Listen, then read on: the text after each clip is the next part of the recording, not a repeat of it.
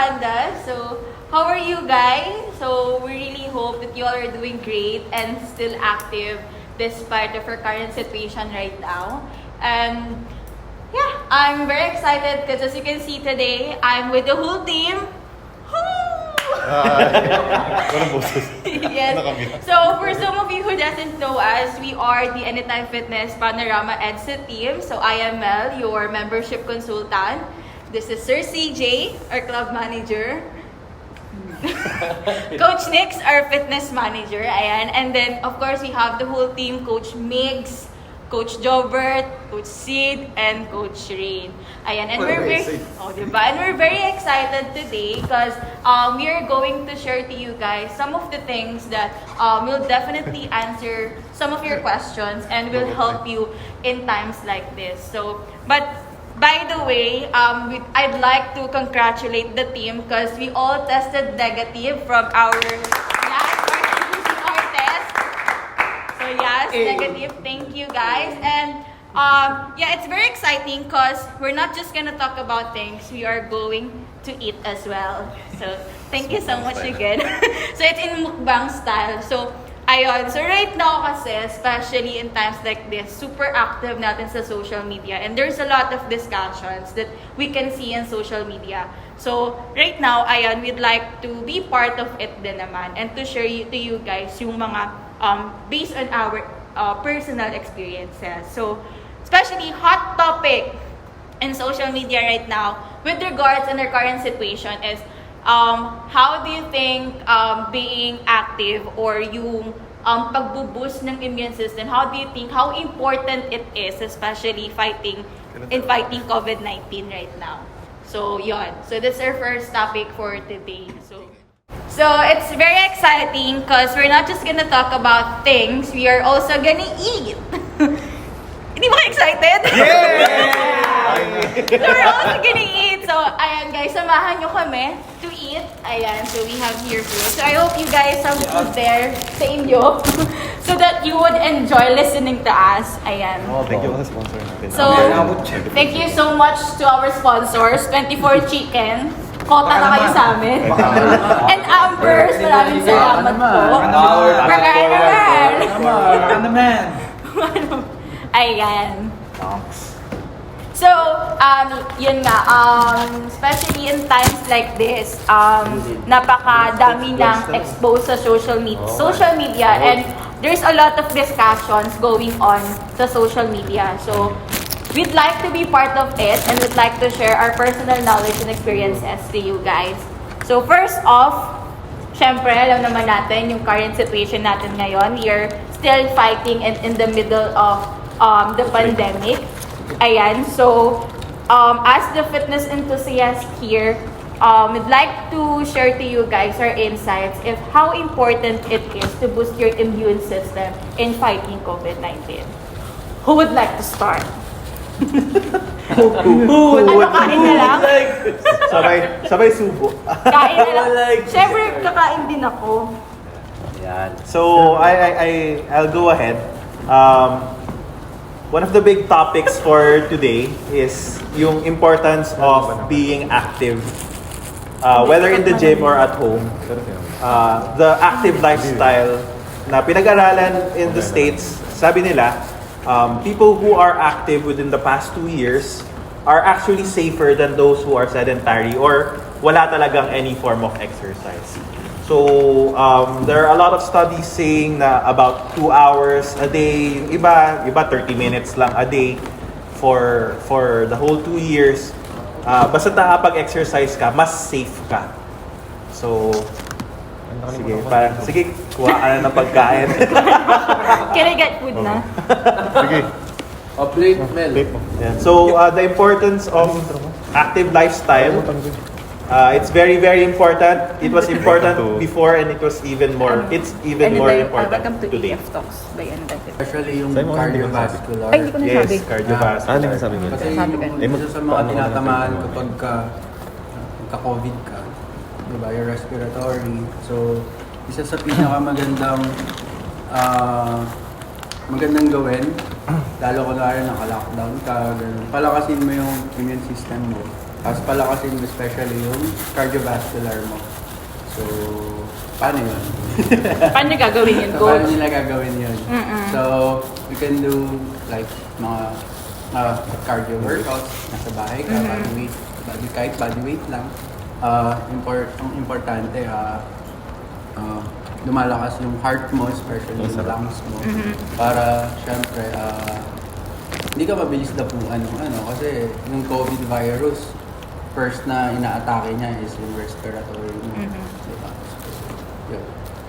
Yeah, so parang based on statistics, di ba, na usually yung mga nagkakasakit or yung mga mas matinding tinatamaan ng COVID, yung mga nasa obese category or meron silang sakit sa puso dahil wala masyadong activity. And more often, sila talaga yung mas nahahawa. Though meron na infect na nagiging mild case kasi mas mataas yung or mas malakas ang immune nila. And it's because they have an active lifestyle, they exercise. So I guess it's parang a better fighting chance na of survival ng tao if you have regular physical activity, lalo na sa panahon natin. So parang it doesn't really mean talaga na if you're working out, parang immune ka na sa... No. Oo, hindi naman Like ganun. that. Oo. So parang there's a high chance lang na if you're physically active talaga, there's a high chance of fighting the virus. Yes. Actually, if you're going to look at the severity of cases, you have to also take into consideration yung comorbidities ng tao. So for example, like what Coach Migs pointed out kanina, kung obese ka na, tapos hypertensive ka pa, may gout problem ka or whatever, or a thyroid problem for example, lahat na ng kinolekta mo, when you get COVID, mas mataas yung chance na maging severe yung COVID. Whereas for people who are active, I forgot where I saw it, but if I remember correctly, it's like 2% lang yung merong severe. And then the 98%, they're all mild. This is yung mga sa positive. So, yun nga, you have a better fighting chance if you have been active before, and if you have not started being active before, today is the best day to start. So, whether you sign up in a gym where right now, closed pa yung gym.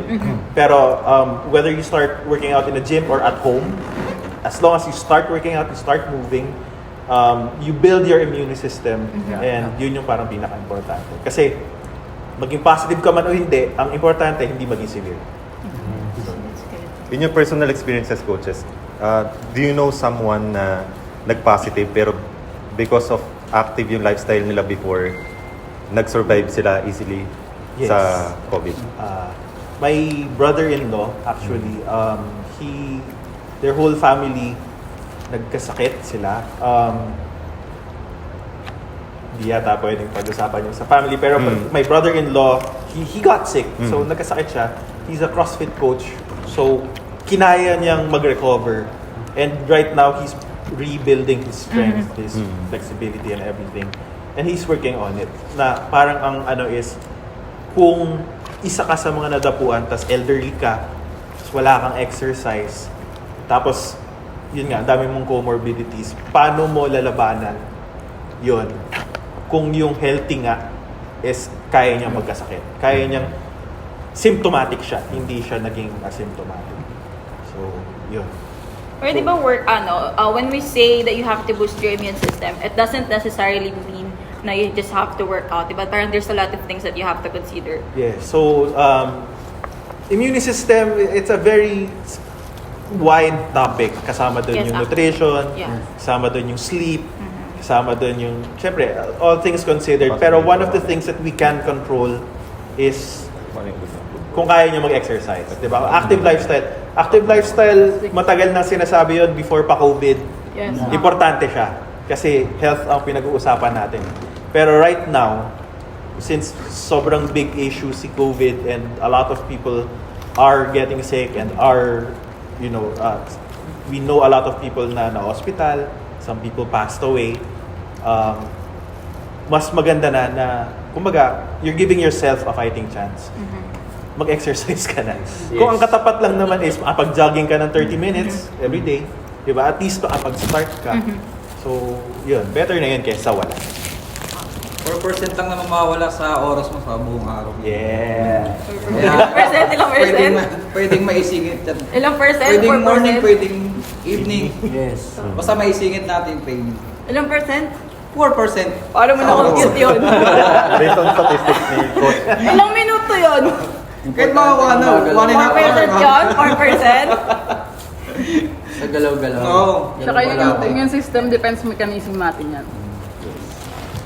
Tapos na siya. Hindi, pero syempre, a lot of people din, siguro late na na-realize yung importance nga ng sinasabi natin ng working out and being physically active. Do you think ba na there's an age in working out, or is it too late for especially senior citizen to start working out or to be physically active? Okay. It's never too late. Kahit naman before maraming nagsasabi, ay, medyo matanda na, wag na mag-exercise. It's never too late to exercise. You always have to, syempre, i-regress mo muna na hindi masyado mahirap yung workout. Pero makapagsimula ka lang, it already means something. So the first step is parang yun na your path towards victory. So kung kaya mong simulan ngayon, whether obese ka ngayon or may comorbidity ka or elderly ka, kung kaya mo siyang simulan ngayon, you're already in a better place. Just do it. Yes, just do it. Do it. Pero you handled clients. Yes. We have clients.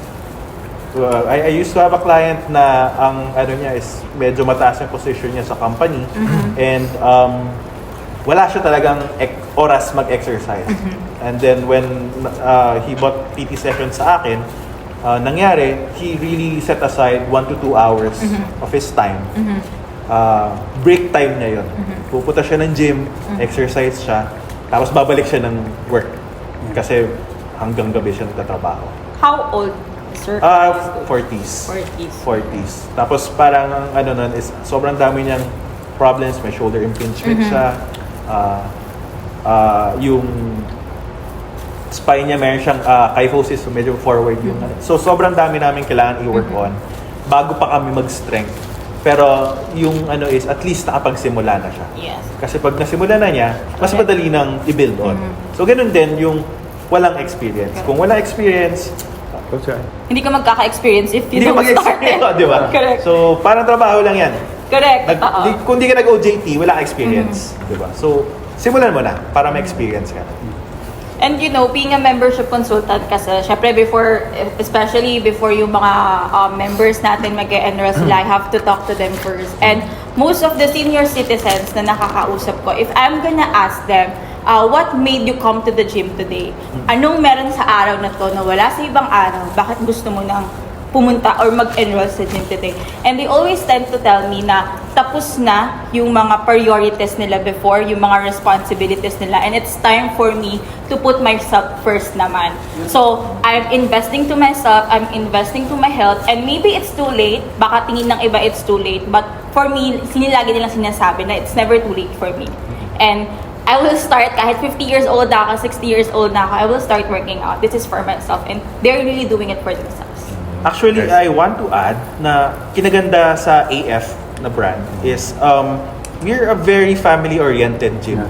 Totoo. So, kaya nating mag-accommodate ng younger to elderly people. So, yun nga, everybody has a place in AF. Correct, totoo. So, hindi marketing spiel yun, guys. Yes. Totoo yan. Kaya si AF talaga, like we always tell na si AF is a community gym talaga.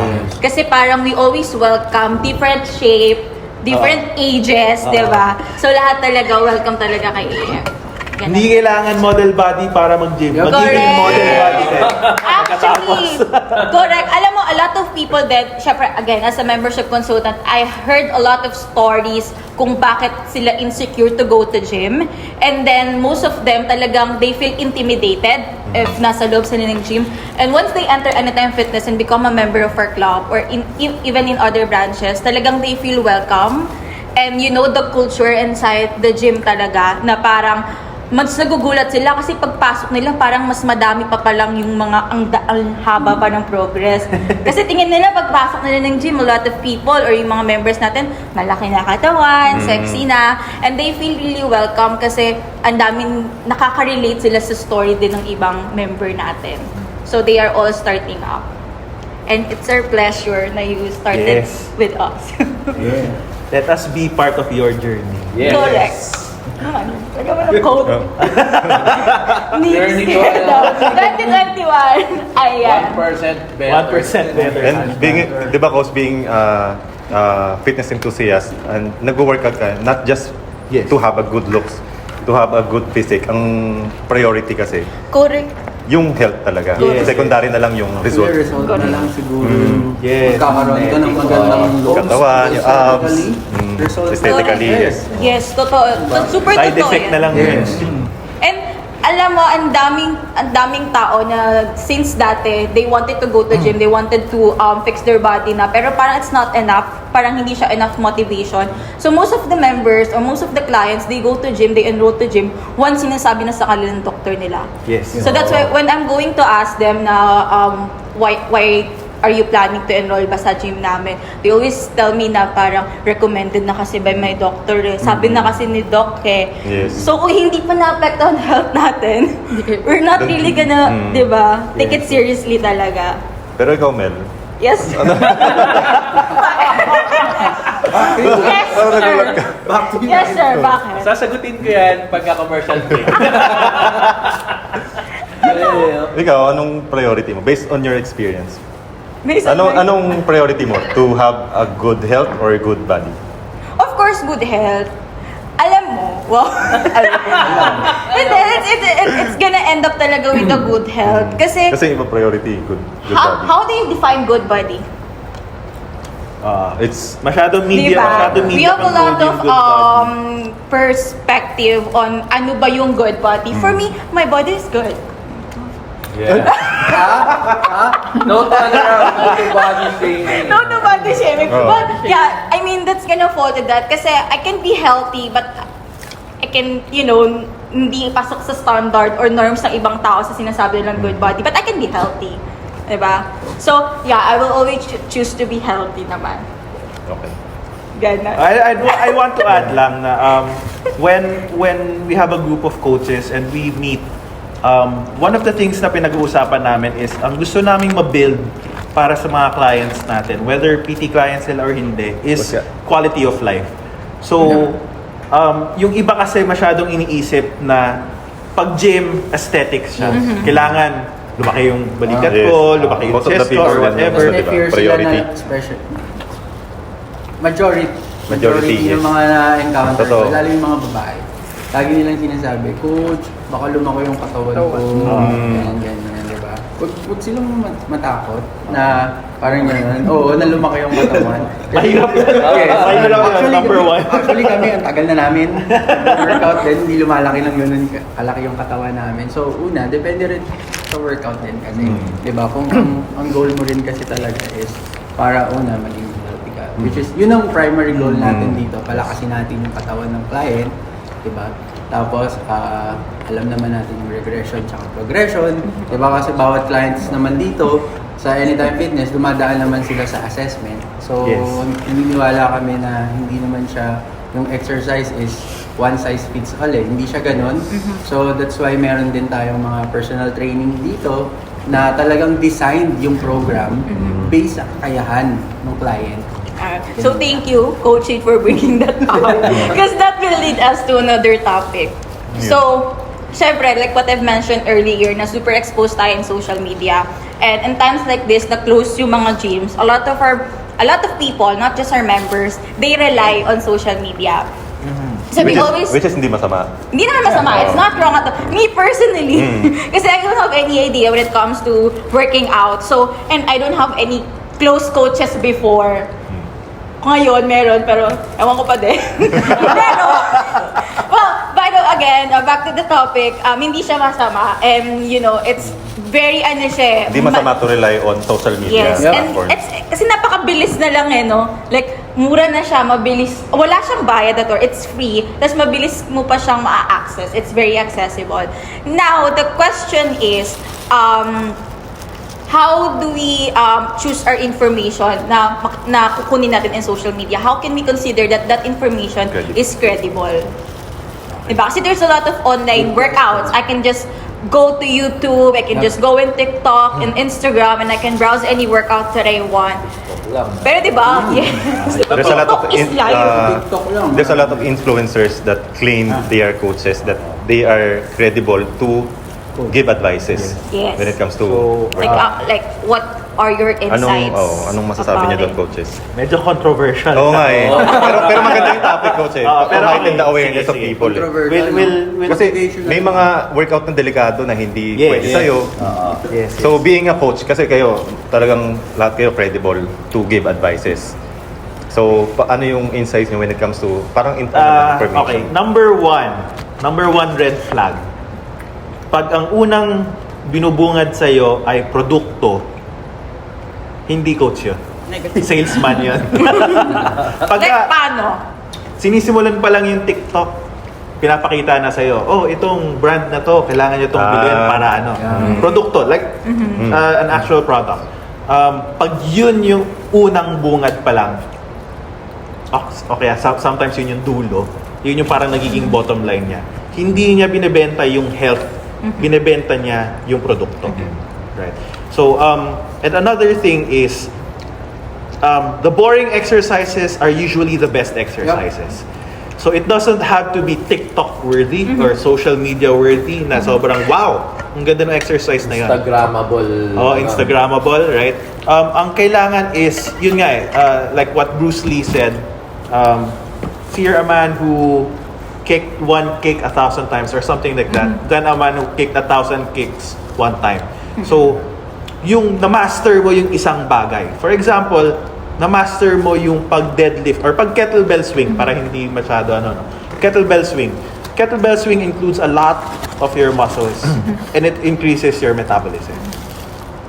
Kung yun nagawa mo siya ng tama, ng maganda, you see a lot of kettlebell athletes who are very healthy. Ang ginagawa lang nila is dalawang movement.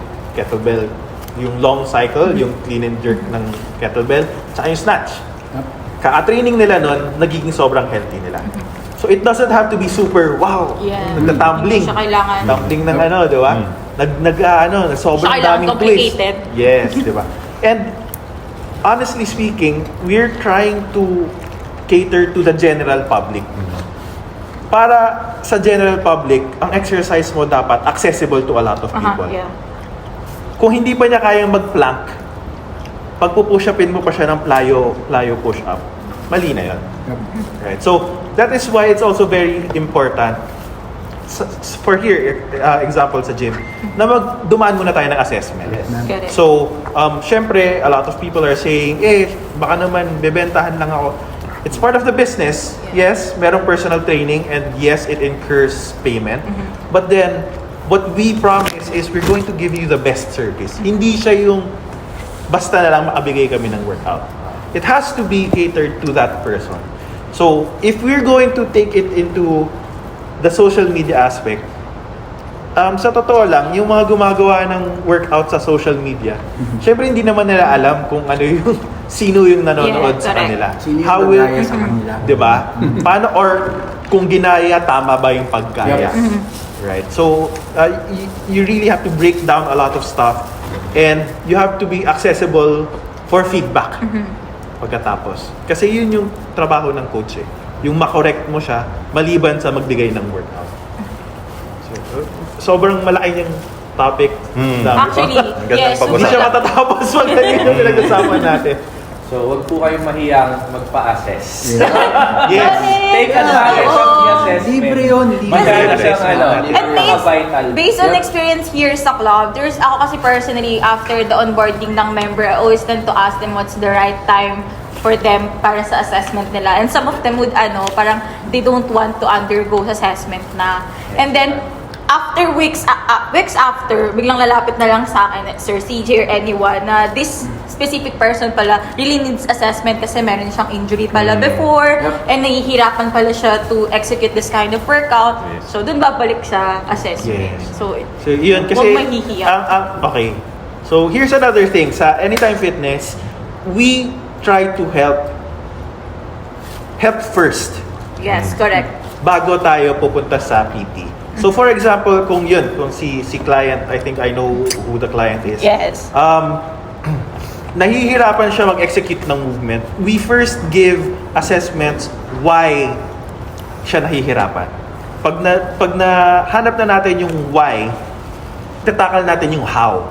Paano niya ngayon pwede gawin yung exercise na yon, or a variation of that exercise, or yung exercise na gusto niyang tamaan yung muscle siguro na gusto niyang gawin ng tama nang hindi siya mai-injure. And then, babalik tayo sa paano natin ngayon i-improve yun. Kasi, kung yun at yun lang ginagawa mo, hindi ka mag-i-improve. Right? If you keep doing your curls na ang weight mo is the same, yes, lalaki siya for a while, yung biceps mo lalaki for a while, pero pagkatapos nun, wala na. Kasi hindi ka na nag-i-increase ng difficulty, hindi ka na nag-increase ng weight. So same thing, we want to give you help first. Kasi pag nabigyan ka na namin ng help, mag-start yung fitness journey mo. And ang important sa amin is magsimula yung fitness journey mo. That's why you signed up in the gym. Yes, correct. So, ayun. And then if you want to continue with us, with the coaches, syempre, doon na natin siya mag-uusapan pagkatapos. Actually, here, Sir CJ, di ba, you started in online din. Online, yes. Yes, Kaya, yun nga yung question natin. So, almost nasagot na ni Coach Nix lahat ng question. Pero yun din, since nasabing ni Mel na more of online platforms na yung mga coaches, so lahat readily available na lahat ng materials when it comes to different workouts online. So, important pa ba na magkaroon ng PT coaches personally compared to online? Yes. Parang ganun. Yes. Why? I'll share mine. It's more like I did judo before nung So you can see people doing judo over YouTube, and you can also probably execute the movement by watching what you see on video. But you are missing out on the key techniques or key points to execute such movement. So, paano mo siya makikita ng It's by actually studying it na merong magtuturo sa'yo na sensei or yung black belter or master of the art. So, more likely, sa setting din natin sa gym, di ba? Meron tayo minsan nakikitang mga exercises gaya ng bench press. Bench press, angat mo lang yung bar, tutulak mo lang siya pataas sa tapat ng dibdib mo, okay na yan, bench press na yan. Pero, meron pa palang importanteng like positioning ng shoulders mo, ng scapula mo, ng paa mo to execute the proper movement of the exercise. So, ayun, gaya ng sinabi kanina ni Coach Nix na yung mga gumawa kasi usually ng video, hindi nila in particular ginawa yun sa parang mga specific na tao. Kumbaga, para general consumption siya. Para lang mapanood. And then, yan. So, that's where being trained by a coach comes in na. Kasi if you wanna really learn how to do the movement right, might as well get a coach para, syempre, yung safety pa rin yung safety pa rin natin yung safety nung mga ninyo nung mag-execute ng exercise yung gusto natin. Yeah. Kaya nga sabi mo, di ba, it's, when online, it's general. Kaya nga siya personal trainer or personal training. Kasi, it's personalized. Coach, line ko yun. Kanina ko pa yung pinag-practice. Inunahan ka, tagal mo kasi. Tinanong ko sa kami, Sir CJ, diyan napapasok yung personalized. Inunahan ko. Ang tagal mo magsalita, inunahan ka na Coach. Hindi ko alam na. Natural yun. Personalized, ayan. Pwede mag-share. Sige, Ayan. sige. Train kasi Coach Train is actually a licensed physical therapist. Yes. So, ayun nga, sa personal trainer. Sige na, Buti kang sabihin physical therapy. Kasi merong mga elderly na nagpapatrain. So, kailangan natin malaman yung contraindication at saka indication. Yun. Hindi natin pwedeng ibigay agad yung workout na eto kaya ng isa, pero yung sa elderly, kaya niyang gawin, pero huwag muna nating pagawa sa kanya. Kasi nga, for example, kung yung elderly merong hypertension, hindi naman pwedeng mag-burpee yan agad. Kasi pwedeng yun mag-cause ng, ayun nga, hypertension sa kanya. Pwedeng tumaas yung dugo niya. trigger. So, ayun sir, parang kailangan, before ka, ayun nga, mahalaga din yung assessment. Kasi kung walang For you to assessment, be able to know hindi everything. naman pwedeng bigyan ka agad-agad ng workout. Thank you, 24 Very Chicken. well said, Coach. Thank you, Baka naman. Baka naman. Okay, Coach. I just want to add, so hindi naman we're not demonizing online training. Yes. Yes.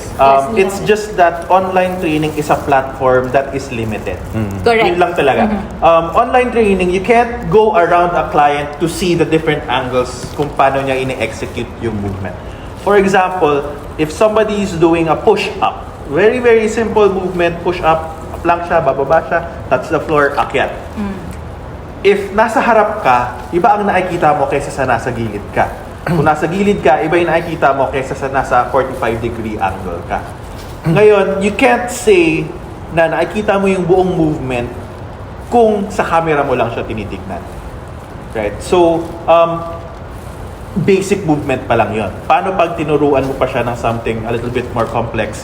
Like a deadlift. A deadlift seems simple, but then there are 21 points that could go. That's a number out of the air. Pero there are a lot of things that could go wrong.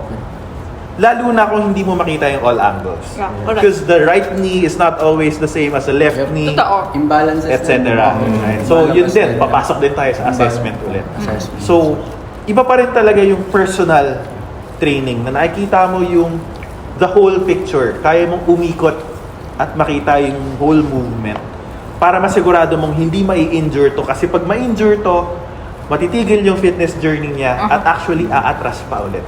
Sayang yung sinimulan mo. Yes. So, Sayang yung momentum. Sayang yung momentum. Din, tsaka, for example, if you pay, sabihin na natin 50% mas mura siya. Pero lagi ka natitigil, lagi ka nai-injure. Correct. Ano pa yung 50% mo, magbabayad ka ulit. Diba? Might as well get one good quality training session and then sulitin mo siya. Kasi walang madamot na coach dito. Correct. Also, Totoo. coach, di ba, parang yung safety rin kasi. Yes. Lalo na kapag gumagamit ng mga equipments, di ba, meron din kasi mga clients na may equipment sa bahay, so they can purchase online training. Yung nadadala nung personal coach mo na nababantayan ka, for example, sa barbell squats, di ba? Yung pag-wrap and unwrap, di ba pa lang, may mga chances kasi na maging cause It ng could go wrong, accident, yes. di ba? So sa personal training, natututo or na ituturo rin ng mga coaches yung mga ganun na point out kung paano mo siya i-unwrap ng mas safe ka, di ba? Mapoprotektahan mo yung sarili mo, yung mga simpleng ganun na minsan kasi sa online hindi na siya natututukan. Kasi merong mga online din na they only give programs, tapos hihingin lang yung feedback mo, parang gano'n. Meron din naman, meron din naman kasi na nag-video call na mga gano'n. Pero yun nga lang, sabi nga rin ni Coach Nitz, hindi siya parang 360 degrees na nababantayan ka. Diba? Parang isang side lang yung nakikita sa'yo. So, yun yung yun din yung parang kinaganda na meron kang fitness coach, personal coach sa gym. Anong yan? So, Di ba si Coach Dobert, ano yan? Di ba nag-online, ano ka ngayon? Before. Anong difference, Coach, pala? Oo. Since meron Kasi kang Coach experience, Dobert, nag-online training siya before.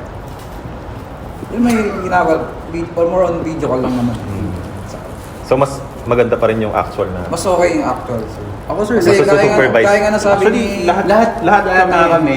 okay. Except si Rain, hindi Kasi meron din naman kasi mga client na gustong ituloy yung ano nila eh. Gawa ka ng lockdown, sarado yung gym. Gusto lang ituloy yung training nila. Pag-workout. Hindi sa dinidiscourage yung online training. Actually, maganda siya. Lalo na sa pagtuloy ng progress mo para hindi ka matigil. Ang ano lang nga is, kung na hindi siya ganun detailed na nababantayan, tapos iba pa rin yung nasa gym ka talaga. Medyo limited ang team. Yes, limited. Yun yung tinuro. Very limited. Actually, may mga tinuruan din ako online. Pero parang ako as a coach, nabibitin ako. Parang mas maganda na nakita ko na ginagawa mo yan na nasa gym environment tayo. Parang gano'n na parang mas gusto ko pang may igaganda pa. Feeling ko may igaganda pa, may ilalakas pa, may ipoprogress pa yung workout na tinuturo ko sa'yo. Kung mas nakikita kita personally. Hindi siya yung as video call. Sa akin, I just want to add siguro, yung tools mo as a coach, mas limited siya kung you're behind the camera. So, as a coach, online, ako rin kasi nagturo ako online, you basically have audio and visual. Yun lang. So, makikita mo si client na nag-workout doon sa picture. Maliit lang, right? And then, pwede mong marinig siguro yung hininga niya, kung malakas yung mic niya, pero kadalasan hindi. And then, pwede ka magbigay ng cue. So, audio-visual lang siya. The third tool, which is tactile, wala. As in, wala. Hindi mo makakorek yung tatapikin mo yung scapula, i-activate to. Or, pag napansin mo yung tuhod, sometimes, kahit sabihin mong knees out, hindi nila naiintindihan yung knees out, especially if they're focused on the exercise. So, Yes, I can relate. Bumibigat. so, oo, di ba? The harder the movement gets, the more things could go wrong. So, ayun, parang isa sa mga tools, tinanggal mo na kagad yung tactile. So, as a coach, mahirap siya. You're one less tool from actual coaching. Tapos, syempre, iba kasi yung nakikita mo talaga yung complexion ng tao. Unless super ganda siguro nung camera ng client mo, no? Hindi mo nakikita na namumuti na pala yung labi niya. Nagpupush ka ng circuit training. Kasi circuit training na lang, di ka makapagbigay ng mabigat na weight training. Circuit training, namumuti na pala yung labi. Mamaya, nakahiga na. Paano mo isi-CPR yung kliyente mo? Tsaka video call mo yung client, hindi mo makikita yung ganun details. Di ba? Parang gano'n. Unlike na, kunwari, personal na nakikita mo siya. Di ba, syempre, yung client mo, naka-video call kayo, nag-workout kayo. Yung client mo, sobrang push siya sa sarili niya. Kahit nahihirapan na pala siya, hindi niya pinapakita sa'yo. Yes. Di ba? Namumutla na pala siya, nahihilo na pala siya, siya. na hindi mo nakikita, syempre, ikaw, coach, tuturo ka lang. Sige, kaya mo pa yan. Unlike malasing ka pa sa nakikita mo internet. na, di ba? Malasing ka pa sa internet. Di ba? Magkano ka ng queuing, di ba? Halimbawa, nag-lag yung connection mo. Tapos, sinabi mo, teka lang, nagsimula na pala siya. Yes. So, anything to add up? Like yung add ko lang yung, like in my personal experience before, close-minded ako sa online. Kasi there's a lot of available information na when it comes to social media platforms. So, ako close-minded ako. Bakit ako, in my personal experience, bakit ako magpapa-coach? Kung kaya ko naman kunin yung information online. So, nandyan na si YouTube, nandyan na yung different platforms, social media na mga different kinds of workout. So, close-minded ako na doon na lang ako. I would prefer online. So, not until I met this team, I met you, not being biased, coach, So, not being biased, pero iba pa rin talaga yung may personal touch ng coaches, personal encouragement. Kasi, before, kala ko, alam ko na lahat yung pag-workout, yung form, yung okay na yung ginagawa ko. So, yun pala, ang dami palang mali. So, without knowing na ang dami pa palang mas ikagaganda, mas improvement sa tulong ng personal touch ng mga coaches. Sir, totoo yun. And even us coaches, wala namang coach na perfect. Na talaga. So, kahit kaming mga coaches, when we work out together, we tend to correct each other. Kasi hindi mo alam kung ano yung nakikita nung nasa labas eh. Right? So, Coach Sid could correct me, sabihin niya, Coach, parang kulang yung elbows up or whatever. Right? Iba yung nakikita niya sa akala ko yun na yung ginagawa.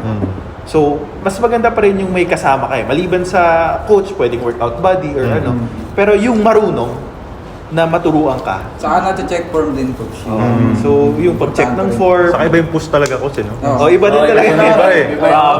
Yung mga yung mga clients natin na yung mga clients, 'di ba, na yung members natin na nanonood tsaka nakikinig, podcast ba to? Webcast. Pwede. Wait nyo lang yung announcement siguro ng IATF na kapag okay na ulit mag-workout dito sa gym tapos nagkaroon na ng mga group classes, yung ganun. Minsan try nyong umattend ng workout ng mga coaches. Sobrang welcome kayo. And for sure, ang dami yung matututunan. Saka Even sasabayan din kayo ni Yes. Miss Mel. Yeah. Yes, go, man. Meron kami dito Yes. sa branch, meron kami dito na inter-coach training. So kami, yung mga coaches, nag-workout kami, may oras kami ng Yes, workout nag-workout dito. kami. So pwede kayong sumabay, huwag kayong ma-intimidate kasi kami pa mismo mag-aaya sa inyo na sumama dun sa workout namin. Marami kayong matututunan. Yes, sama kayo sa workout namin. Grabe yan. Pag Okay. na, masaya ka po. Anything that. Ayun, so, wow. That's a lot. Ang ganda ng topic ko. Oo, that's a lot. So, I really Kasi ito yung mga, hope- sorry. Kasi ito yung, yung common misinformation. So, I really hope talaga. Mga members, miss na namin kayo. Yes. Yes. Miss you all. Talaga. Baka naman. See you soon. Sana lahat kayo safe, sana safe lahat. Baka naman. If may mga kailangan kayo or may mga need kayo or support, huwag kayong mag-hesitate na i-message kami. PM lang. Any coach, any staff from AF Panorama, very welcome. Very welcome po. We will try to help you out. Like yung what ginagawa ng team namin ngayon is we're giving out exercise videos, mga informative, corrective movements yan. Follow nyo kami sa TikTok. Habang, Yes, guys. Follow us. nyo kami. Follow Mel. Follow me. AF Panorama EDSA. So, yan. We will supply you with yung mga videos na makakatulong sa inyo, lalo na habang nasa bahay lang kayo. And we have parang mga gamit na pwede pang exercise yun. You can just check out. Meron na rin kami mga na-post na video. Yes, si Coach Sa amin- Mix, magti-tiktok. Saka may mga do it tayo, may mga do it. Oo. So, do it and challenges. Do it challenge. Kasi try, do it na rin. Ayun, I think Do it na. Sir CJ wanna add up Do it something. na now. Question lang, coach. Follow-up question lang. Paano natin malalaman how credible, kasi since online yung pinag-uusapan natin, how credible coaches are when it comes to giving information and advice? Parang ako, mahilig akong tumingin ng mga different workouts. So, paano ba natin makikita kung credible si online coach, if ever? Kasi sa ngayon, kasi Yes. may magandang katawan lang naging coach na. Correct. So, hindi Parang, not giving hate, but Yes. yung encouragement kung paano to heighten the awareness of people, kung sino yung dapat pakinggan when it comes to giving advice, when it comes to particularly sa workout programs. Coach Nix. So, ayun, medyo mahirap ulit sagutin yun. But, paano mo malalaman na tama yung information? Basically, Is it based ba sa ano na lang? Yung common na lang, is it based? Kasi ako, before ako magsimula mag-workout, parang niisip ko, pag maganda na yung katawan, yun yung common mentality ko di ba? Okay. Ako as a third person na nagsasalita, yun yung common mentality before ako magsimula. Na pag maganda yung katawan, pwede na siya mag-advise. Yung ganda ng katawan, so kasi parang he Parang- did it to himself. no. Okay. I forgot where the quote came from, pero it goes something like, a great athlete does not make a great coach. So, somebody who can perform does not necessarily mean he's somebody who can teach. And the other way around. Somebody who can teach does not necessarily mean he's the best athlete. So, kung si Greg Popovich, sobrang galing coach, hindi necessarily siya yung best basketball player. Right? But, like, right now, what can we do? Check and double check talaga. So, when somebody throws information, yes, it's available online. Pwede mo naman i-check eh. Pero, check with the professionals first. Yes. The thing with with information online is that it's too saturated. Sobrang daming information online. And sometimes, yung right and wrong sa information nagbo-blur na. Parang sometimes magiging marketing na lang na, "Oy, this is the 5 best ab workouts," or whatever, right? There's no such thing as 5 best ab workout. It depends on the person. Kung ano yung babagay dun sa taong yun. Right? But things to consider. Number 1, move more. Number 2, eat well. Number 3, rest well. Kung yung tatlong yun nagagawa mo, basically you're getting better na sa fitness. If you want to know kung legit ba yung coach mo, ask other coaches. Basically. Ibig sabihin na maraming followers, maraming Yes. likes, yung video niya, okay na yun. Guys, it's very important talaga to choose your information Yes. Wisely. wisely. Quote, May pasok. quote Menyado 2021. Ayan. Okay, so anything to add up? You have any other things that you want to say about About the new. okay, so right now kasi, di ba, parang if ever na we get to open, hopefully and praying, we get to open as soon as possible. Ano sa tingin nyo, what will be the new normal would look like? Shout out pala kay Sir PJ. Shout out. Ayan. Nanonood ba siya? Nanonood siya. Wala, sir. PJ, shout out. Ay, nami-miss ka nyo namin. Sir, Lodiano, kasi namin kumain dyan. Pangalan ng kainan ni Sir PJ. Promote natin. Masarap yung kainan. Powered by Sir PJ. Ayan, just to get back on the topic, like, what do you think would be the new normal would look like? So, Another new normal. ako na naman, sorry. Singit na naman ako. The new normal, basically, we basically have to live with, Yes. alam na nating merong COVID. Yes. And we don't know when it is going to go Yes. away. And yun nga, sabi nga ng a lot of studies right now, it's mutating it's mutating faster than we can vaccinate people. So, what does that mean? Basically, sooner or later, a lot of people are going to test positive. Now, what we can do is to make sure that when you do get positive, hindi severe yung symptoms mo. Kasi, Tatawa lang. Hindi pa tapos. Naiiyak pero ako. di ba, kasi totoo lang eh. Ano ba yung kaya mong kontrolin, di ba? Ano ba yung kaya mong kontrolin? Kontrolin mo yung sarili mo. Hindi mo makokontrol yung ibang tao eh. Naiiyak kasi ako. Sige nga, nasabi mo ako. Napektuhan ako eh. Ayun, sige. Okay. Hindi, pero yun nga. So if you can control yourself na yun, start exercising, whether it's in the gym or not. Sa gym, we're doing everything that we can para sa mga safety protocols, lahat ng sanitation, pagsusuot ng face mask, Yes. we're testing regularly, our coaches and our staff. Lahat halos ng pwede namin gawin para to make sure that you guys are safe. We're doing it. Yes. The next thing is, of course, you guys also have to do it, and you have to get yourself healthy. So, yun na lang talaga eh. Yung social distancing, yes. Wearing a mask, yes. Even during high-intensity exercises, yes, we have to do that. Limiting people going in and out, better ventilation. Kahit na yung sinasabi ngayon na wala na daw silbi yung wiping ng floor at surfaces, we're still doing it just to make sure. And yun, kumbaga, we're trying to cover all bases, and we want to bring fitness and health back to you guys. We just have to wait for official announcements. Yun na lang talaga. Yes. We have to wait for official announcements so that we can bring health safely back to you guys. Yun din siguro, I'll add to it na the new normal, kailangan natin na siguro we are trying to educate yung parang lumang mentality natin with regards to exercise. And as we can see from the past year, that exercise is essential.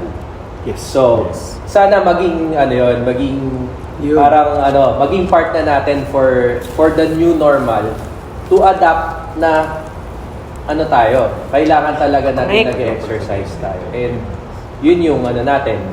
We are ano naman equipped and yan, yung kaya sabi ni Coach, safety protocols covered namin. We're covering all bases para to ensure na maging healthy kayo, you remain active, and yan, safe tayo lahat. Even though merong COVID, kasi alam naman natin na nandyan pa rin siya. So, Andiyan pa rin siya. Andiyan pa rin siya. Andiyan pa rin siya. Ayun. So you think James will ever be safe again? I'm in the not future? saying na lahat, hopefully lahat makakomply. Mm-hmm. Pero, of course, hindi ko naman sa niyayabang yung gym natin. We are compliant. Pero yeah. Because of our, based on our experience, talaga Yeah. coach, Yes. Oh. Mhm. the gyms, our gym, our club is safe. It's very important talaga na each person inside the team is committed enough talaga na we ourselves, we want din talaga to protect ourselves din naman when it comes sa, you know, what's going on right now. So, it's very important to talaga comply sa mga safety measures. protocols. And, yan. Yeah. Hopefully. New Umayag normal. na sila. New normal sana yun, maging priority na yung health. Yes. Yes, Yes. totoo. A lot of things, a lot of people view Correct. fitness as aesthetics. Yes, yes. So yes, health yes. is health. Yes. Yes. Fitness is still health. Totoo.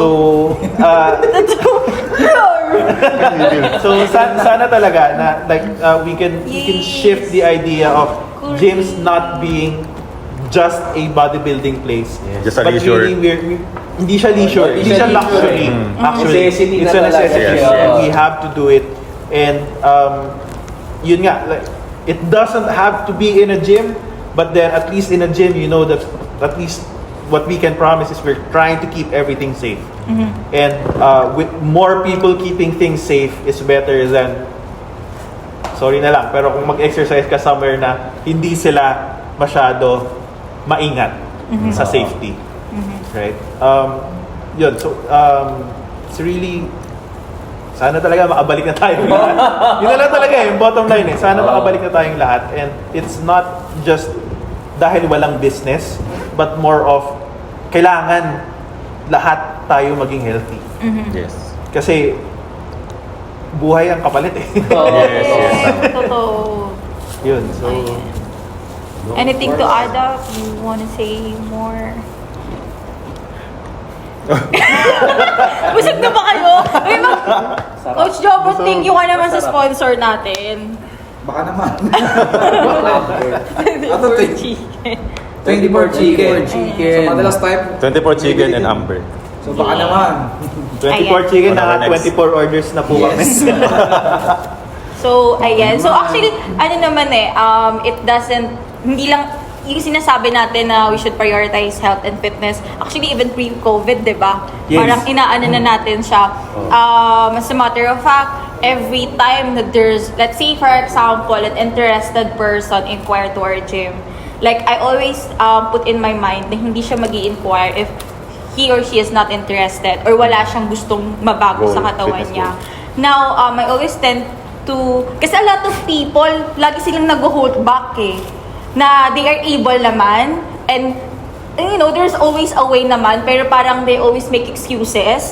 They always tend to have hindrances na kung bakit hindi sila makakapunta sa gym. And you know what, working out, once talaga ma-realize nila, and I think ito talaga yung pinaka-importante for the people to realize how important talaga yung health sa atin. Like sabi nga ni Coach Nix, buhay talaga ang kapalit, mga girl. And then sabi ni Coach Nix, essential na and necessity. Yes, totoo. Mas mura ang gym membership kaysa sa Starbucks. Yes! At mas mura ang gym membership kaysa sa hospital bills. Yes. At Ay, sa mga nako. maintenance. Yes. Gamot. Yes. So, yes, that's, you guys have anything? Yes to fitness. Yes to fitness! Yes to fitness kami. Yes to fitness! Yes to anything fitness! Talino talaga ni Coach Jobert. Ano Yes po to sa natin fitness. yung we will fight with you? Yung ba yun? You guys, Ano? Ay, yung campaign natin. Ano yun? We rise. Together We're with... Together we rise. Rise. Together we rise this March. On our Together. anniversary. Rise. And Together. Together we rise. Together we rise. Okay, Together so... we eat. I hope guys nag-enjoy kayo at I hope kumakain din kayo while listening to us. It's really good. Again, nag-enjoy thank you. Sorry for chicken. Yeah. And yes, again, we are the Anytime Fitness Panorama EDSA team. And thank you so much for joining us in an episode of AF Talks with Anytime Fitness Panorama EDSA.